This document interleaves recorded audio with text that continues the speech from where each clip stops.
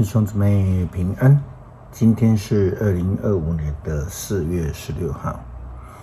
今天的经文是诗篇70篇，以赛亚书第50章第4节到第9节，哥林多前书12章第1节到第3节，约翰福音13章21节到32节。今天要跟大家分享的主题是恩赐。上帝赐给他的仆人恩赐，也按照恩赐来呼召人成为他的仆人。许多人也都期待着要向上帝求得恩赐，还有一些人喜欢羡慕人，并且追求上帝的恩赐。其实求得恩赐或是领受恩赐并没有什么问题，没有什么不对的哈。那问题是有了恩赐之后你要做什么？以赛亚先知这样说到上帝教导他应该要说的话，并且以话语来扶助厌倦的人。这正是受呼召的主仆的工作。借着所领受的恩赐来使人得益处，使上帝的名得荣耀。哥林多前书12章第1节到第3节，保罗提到的人的恩赐，他说：弟兄姐妹们，关于圣灵的恩赐，我希望你们都明白。从前你们信从异教的时候，往往被引入歧途，受那些没有生命的偶像辖制。我告诉你们，凡是被上帝的灵感动的人，一定不说耶稣是该受咒诅的。同样，除非被圣灵引导，也没有人能够承认耶稣是主。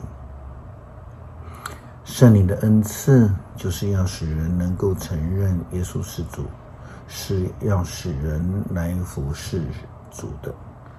得了恩赐更不能成为敌基督。违背上帝的人所得的就不是恩赐了。耶稣基督的门徒所受的呼召，就是要来跟随他，服侍他，并且受差遣去传福音，服侍人。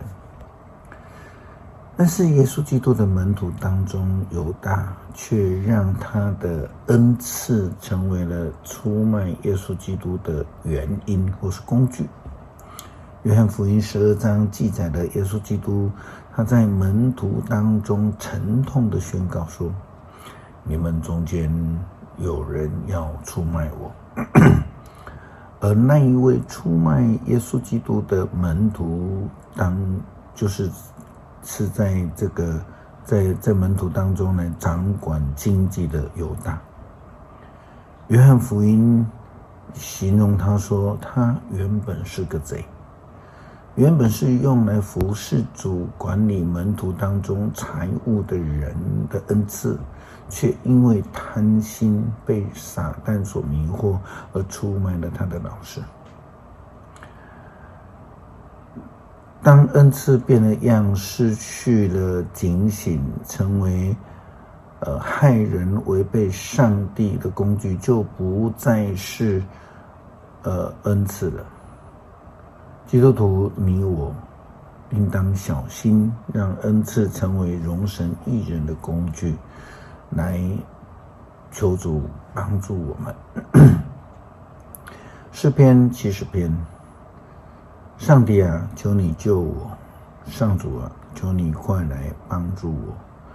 愿要杀害我的人失败狼狈，愿对我幸灾乐祸的人失望蒙羞，愿嘲笑我的人都惊惶败退，愿所有来到你面前的人都欢欣快乐，愿所有爱慕你拯救的人不断地说：上帝多么伟大！上帝啊，我软弱无助，求你快到我这里来。你是我的帮助，我的拯救者。上主啊，求你快快的帮助我。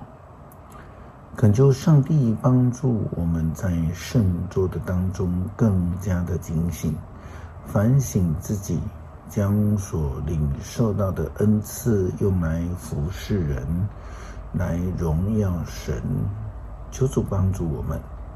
感谢祷告，奉主耶稣基督的圣名求，阿们。